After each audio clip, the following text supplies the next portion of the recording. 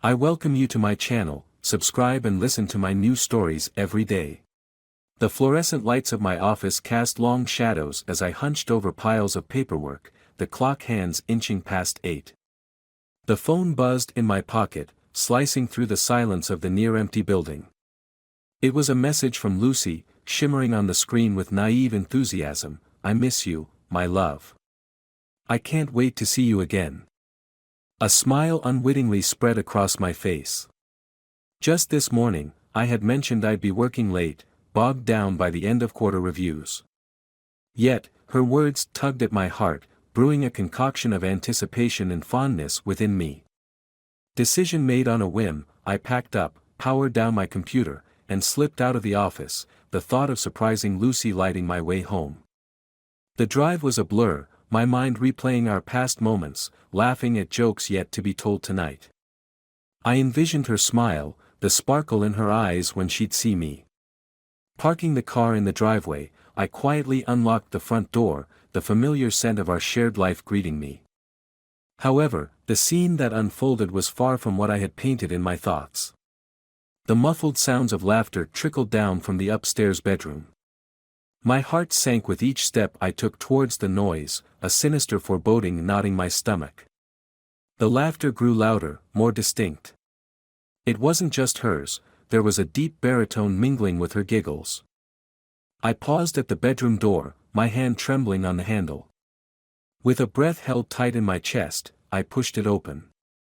There, in the dim light of our bedroom, the world I knew shattered. Lucy, half naked, straddled some man whose face was obscured by shadow, both caught in a moment of illicit joy. The air hitched in my throat. "Lucy." My voice broke the spell, her head whipping around, eyes wide, mirroring the terror that gripped me. "James." It's not," her words stumbled, tangled in deceit. The man scrambled, reaching for his shirt, an unfamiliar anger bubbling inside me. "Who is he, Lucy?" I demanded, my voice a low growl, barely recognizing the sound as my own. Her pleas filled the room, desperate and disjointed, but the betrayal was too deep, the image burned into my retinas. Without another word, I turned away, the sound of her sobbing chasing me as I left the room. That night, under the cold glow of streetlights, I walked aimlessly, the image of Lucy and that man replaying like a cruel loop in my mind. The pain turned to anger, simmering into a vengeful resolve. I wouldn't let this betrayal define me. No, I would act, not out of spite, but necessity. In the weeks that followed, the divorce papers were filed, and the shared fragments of our life dismantled. I cut all ties, professionally and personally, ensuring her life unraveled thread by thread. The community we once shared turned their backs on her, her secrets laid bare as I had once found her. As our paths diverged forever, the home we built became a distant memory, a mere echo of what was once filled with love and laughter. Now, it stood as a testament to betrayal and the ruins left in its wake. Thus began my tale of revenge, a journey born from the ashes of heartbreak, marching steadfast into a future where the past no longer held sway. Days after the confrontation, the silence of our once lively home weighs heavily on me, each room echoing with the remnants of a life shattered by betrayal. I sit at the dining table, sifting through the morning mail, the monotony interrupted by a knock at the door. My heart skips, half expecting, half dreading it might be Lucy, but as I open the door, I'm met with the stern faces of two police officers. "Mr. James Archer," the taller one inquires, his voice firm. "Yes, that's me. How can I help you?" My response is cautious, the presence of law enforcement on my doorstep unsettling.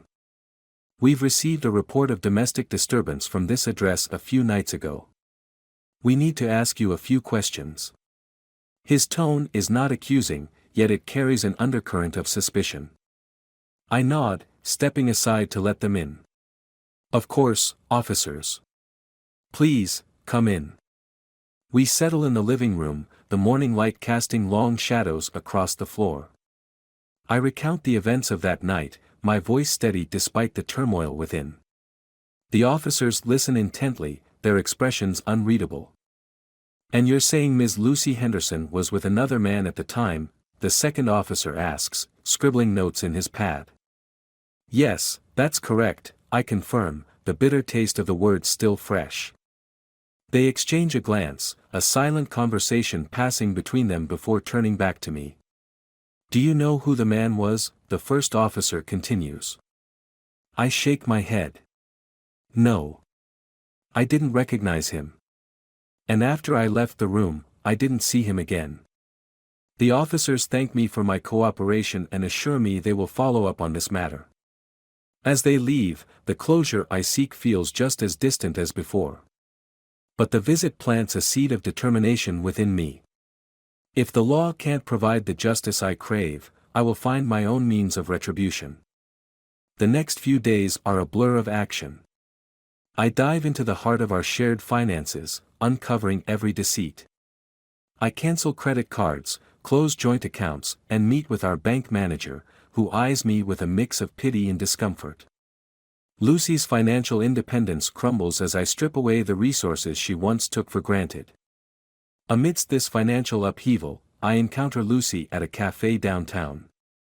She looks worn, her eyes shadowed and pleading. James, can we talk? She asks, her voice trembling. I stare at her, the woman I once loved now a stranger laced with betrayal. What's left to talk about, Lucy? Please, I made a mistake. That night, it didn't mean anything. It was a goodbye, I swear. He's moving overseas, and it was a farewell, she stammers, desperation coloring her words. A farewell? I scoff, the irony bitter on my tongue. You expect me to believe that? She reaches out, but I pull away.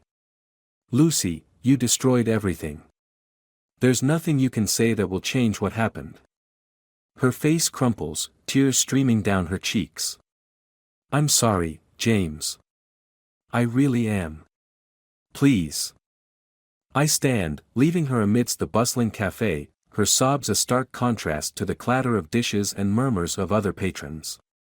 As I walk away, the resolve hardens within me. This is just the beginning, Lucy. I will ensure you understand the gravity of your betrayal, even if it's the last thing I do. The days following my encounter with Lucy at the cafe are filled with a cold, methodical precision. My plan for retribution takes a more concrete shape as I start gathering evidence of Lucy's betrayal and misdeeds. Each document, each piece of evidence is a brick in the fortress I am building around her fate. One brisk morning, I visit the office of a private investigator. The room smells of leather and old books, a fitting setting for the discussion about to unfold. The investigator, a middle-aged man with sharp eyes, listens intently as I lay out my situation. I need concrete evidence of her affair. Photos, communications, anything that shows this wasn't just a one-time mistake, I explain, my voice even but firm. The investigator nods, scribbling notes. We can start surveillance on her and track her movements and interactions. If she's still in contact with the man, we'll find out soon enough. Do it, I say, feeling a strange satisfaction in orchestrating this investigation. It feels like setting the stage for a play in which Lucy unwittingly has the starring role. Days turn into nights, and soon, I receive a call. The investigator has news. We meet in a dimly lit diner, away from prying eyes. He slides a folder across the table to me. Inside are photographs and text message logs that burn the betrayal deeper into my reality. Is this enough for what you need? He asks, his eyes watching me closely. It's a start, I reply, my mind racing with possibilities. Armed with this new ammunition, I make my next move. I draft a detailed email to Lucy's employer, attaching evidence of her indiscretions that hint at her using company time and resources to facilitate her affair. It's a calculated risk, but I am past caring about the collateral damage. Within hours, the bomb drops. Lucy calls me, her voice frantic and laced with tears. James, what have you done? They suspended me pending an investigation. You can't just.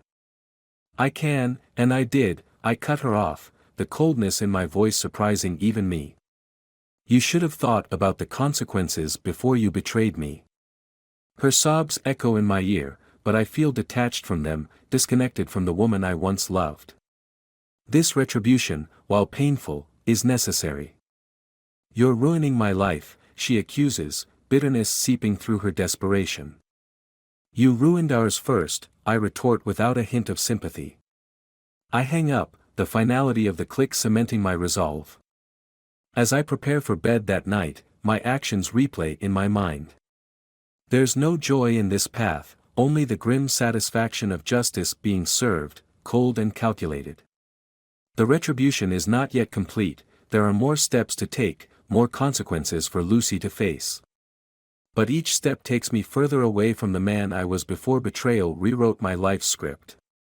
The intrigue of my next moves keeps my resolve firm. This story of betrayal and retribution is far from over, and I am committed to seeing it through to its rightful end. The days following my latest assault on Lucy's life blur together in a haze of calculated moves and cold, sleepless nights. My revenge is nearly complete, but there is one final act to perform, a grand finale to the tragic play I've orchestrated. As I sit alone in my dimly lit study, plotting this last piece of retribution, a new piece of information comes to light that changes everything. A close friend, Mark, who has been supporting me through this ordeal, calls me unexpectedly. There's an urgency in his voice that immediately puts me on edge. "James, you need to see something. Can you meet me?" he says, breathlessly. 20 minutes later, we sit across from each other in a secluded corner of a local bar. He slides a folder across to me, his eyes grave. Inside, I find photographs and documents, not of Lucy, but of the man she was with. As I sift through the papers, my heart sinks. There, in a faded marriage certificate, I see his name linked with another, Mark's sister, who had died tragically years ago in what was believed to be an accident. "This man, he's responsible for my sister's death," Mark explains, his voice shaking. "After she died, I hired a PI who recently uncovered these. He was with Lucy to get close to you, to us." The revelation hits me like a physical blow.